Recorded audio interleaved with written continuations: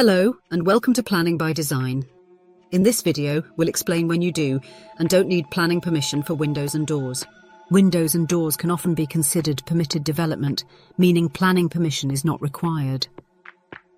However, there are some important caveats, so stick around until the end of this video to avoid falling foul of the most common permitted development mistakes.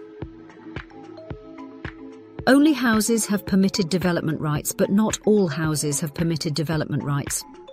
Flats, maisonettes, and commercial properties always need planning permission.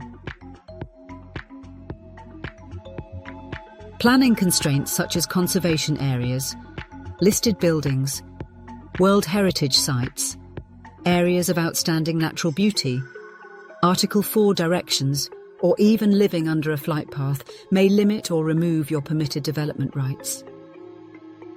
Any previous developments, even by a previous owner a long time ago, may have used some or all of your permitted development rights, meaning planning permission is required. Planning policies are also ever-changing. Even if your windows and doors are permitted development today, the council can impose new planning constraints that remove your permitted development rights at any time in the future. This could result in a breach of planning and risk enforcement action. If an enforcement notice is issued and retrospective planning permission is refused, you would need to demolish windows and doors and restore the property back to its original state. If your house has permitted development rights and there are no hidden constraints that removed your PD rights, you may not need planning permission for windows and doors.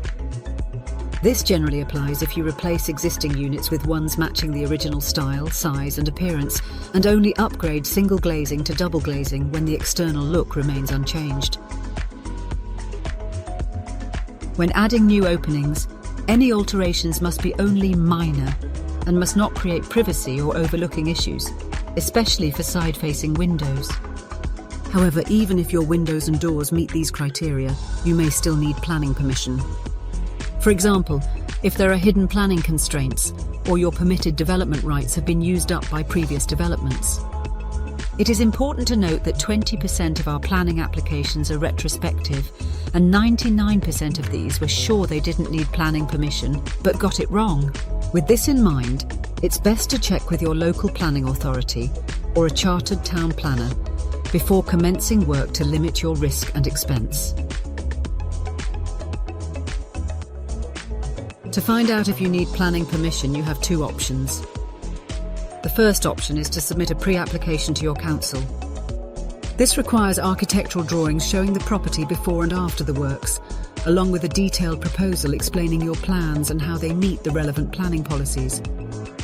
A pre-app costs up to £600 and typically takes 5 to 8 weeks for a response, though it's not a legal determination and doesn't guarantee approval. Alternatively, our town planners can provide a planning appraisal.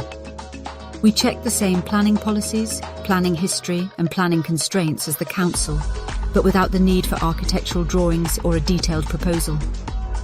The advantage of a planning appraisal is you'll get the answers you need within a day instead of waiting weeks. For anything likely to be considered permitted development, it is always recommended to obtain a lawful development certificate before commencing any works.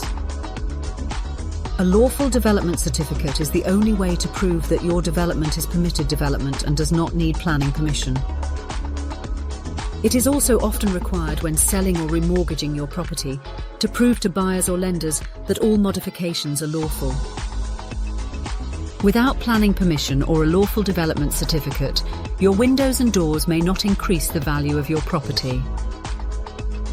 By securing a lawful development certificate, you're investing in both the future security and potential value of your property. If you're considering installing or altering windows and doors and would like any help or advice, contact us for a free no-obligation consultation at www.planning-by-design.co.uk. Thanks for watching. We hope this video on when you do and don't need planning permission for windows and doors has been enlightening for you. If you found this video helpful, don't forget to give it a thumbs up, subscribe to our channel for more insightful content, and hit that notification bell to stay updated on our upcoming videos. We value your thoughts and questions, so feel free to share them in the comments below. Your feedback drives us to create more content tailored to your needs. Thanks for watching, and until next time, happy developing!